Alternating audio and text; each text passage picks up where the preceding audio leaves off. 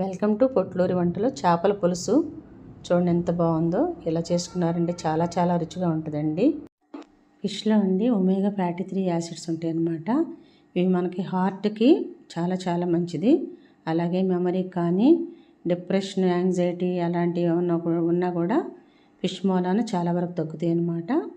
పులుసు ఎలా వేసుకోవాలో చూద్దాము. చాలా చాలా బాగుంటుంది, టేస్టీగా ఉంటుంది అన్నమాట. పులుసు ఆయిల్ కూడా తక్కువ వేసుకుని చేసుకోవచ్చు. 1 కేజీ ఫిష్ తీసుకున్నానండి. ఉప్పు, పసుపు, కొంచెం మజ్జిగ పోసి శుభ్రం కడుక్కొని చింతపండు అంత తీసుకోవాలి. ముందుగా నానబెట్టుకోవాలన్నమాట చింతపండుని. ఉల్లిపాయలు ఒక 4-5 ఉల్లిపాయలు కూడా సన్నగా కట్ చేసేసుకోవాలి. ఒక పచ్చిమిరపకాయ వేస్తున్నాను. నేను అట్లా కట్టర్లో కట్ చేస్తున్నాను, ఈజీగా అయిపోతుంది. ఉల్లిపాయను అలా మొత్తం కూడా కట్ చేసి పెట్టుకుని, అలాగే స్ప్రింగ్ ఆనియన్స్, కొత్తిమీర అన్నీ కూడా ముందుగానే మనం తరిగి అట్టు పెట్టేసుకుంటే పని ఈజీ అయిపోతుంది. ఒక బాండీ పెట్టుకుని ఆయిల్ వేసుకోవాలి. ఒక చెక్క లవంగం అన్నమాట కొంచెం, అలాగే ఉల్లిపాయ తరుక్కున్నదంతా వేసుకొని, పచ్చిమిరపకాయ వేసుకొని, కాస్త పసుపు వేసి, ఉప్పు వేస్తే తొందరగా వేగిపోతుంది. ఎప్పుడైనా కానీ ఉల్లిపాయ, కొంచెం అల్లం వెల్లుల్లి పేస్ట్ 1 స్పూన్ వేసాను. ఫ్రెష్ అల్లం వెల్లుల్లి పేస్ట్ వేసుకుంటే బాగుంటుంది ఎప్పుడైనా కానీ.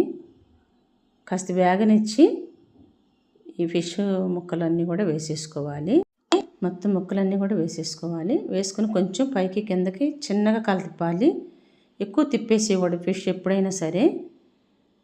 కొంచెం ఇలా లోతుగా ఉండేదానికన్నా కూడా ఫ్లాట్గా ఉండే దాంట్లో వేసుకుంటే చాలా బాగుంటుంది కూర. 1 స్పూన్ ఉప్పు వేసుకోవాలి. కొంచెం ఎక్కువే పడుతుంది పులుసు కూరలకి. కాస్తంత కారం, 1 స్పూన్ కారము అన్నీ వేసి కొంచెం అటు ఇటు తిప్పిన తర్వాత ఉల్లిపాయ వరకు లోతుగా ఉన్న బౌల్లో వేయించాను. ఇప్పుడు ఫ్లాట్గా ఉన్నటువంటి బౌల్లోకి తీసుకున్నాను, షిఫ్ట్ చేశాను కూరని. అలాగే చింతపండు పులుసు తీసుకున్నదంతా కూడా రెడీగా పెట్టుకొని పోసేసుకోవాలి.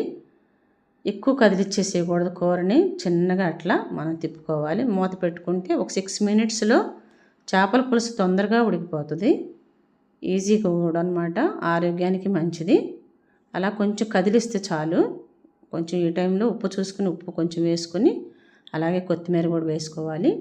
స్ప్రింగ్ ఆనియన్స్ కూడా సన్నగా తరుక్కున్నవన్నీ వేసుకొని ఇంకొక 1 మినిట్ అట్లా ఉంచేసేసుకొని కూర తీసేసుకోవటమే. పులుసు సరిపోను పోసుకోవాలి, ఎక్కువ పోసేయకూడదు.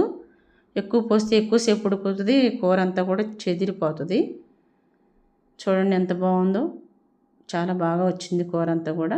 ఇంకొంచెం కొత్తిమీర వేస్తున్నాను, గార్నిష్ చేసుకుందాము. అయిపోయింది, చేపల పులుసు రెడీ.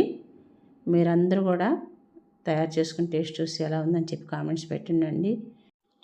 అందరికీ కూడా షేర్ చేయండి. నా ఛానల్ సబ్స్క్రైబ్ చేయండి.